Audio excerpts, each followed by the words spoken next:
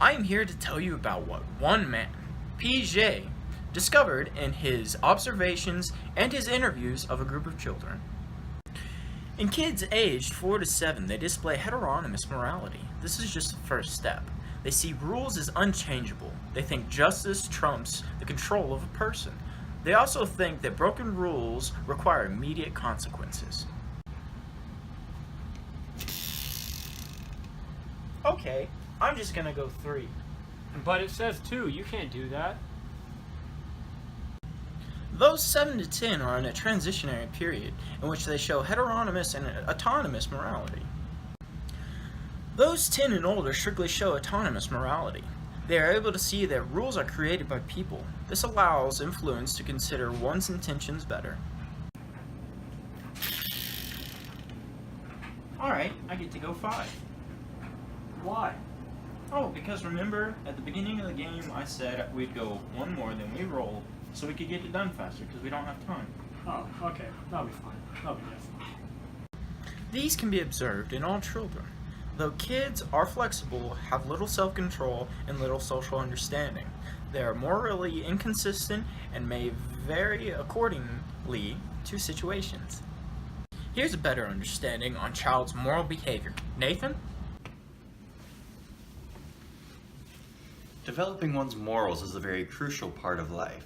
When teaching these morals, it is wise to use positive and negative reinforcements, such as giving a child a cookie for good behavior or spanking the child for wrong behavior.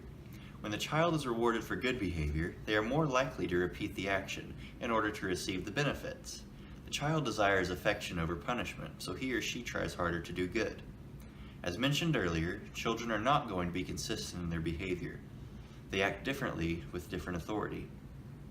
For example, the child may act nearly perfect around their parents, but constantly disobey their teachers. The situations they are in often determine what kind of choices they make. Those who develop self-control are more likely to be able to resist the temptation of immoral behavior, whereas those who have low self-control can expect many negative consequences in the near future. Cognitive functions play a large role in the development of self-control. Thanks, Nathan. Keela here to explain to you and describe to you the morality theory of Lawrence Kohlberg. Kohlberg decided that rather than just 2 stages that Piaget had discovered, there are in fact 3 levels and 6 stages. These being universal and proportional to age. And level 1, or pre-conventional level, are the first 2 stages. This includes what Piaget had discovered, heteronormously morality and individualism, instrumental purpose, and exchange. Individualism, instrumental purpose, and exchange is going to be the exhibit when a child pursues their own interests while others do the same. In the conventional level, or level 2, are the stages 3 and 4. Stage 3 is going to involve mutual interpersonal acceptance, relationships, and interpersonal conformity. In other words, an individual is going to highly value trust and loyalty on the basis of moral judgment. Stage 4 is a little more advanced.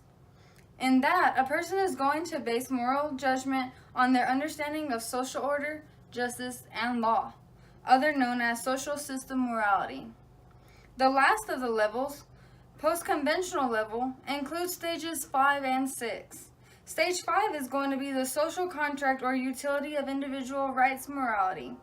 In other words, this is going to be a person that values rights and principles go above the law. Whereas the final stage is the universal ethic principle, which is going to be shown in someone who has a developed moral compass based on universal rights of people. One's conscience is going to be the deciding factor when faced with a dilemma. Thank you for tuning into our broadcast. It has been a pleasure informing you on even our own development.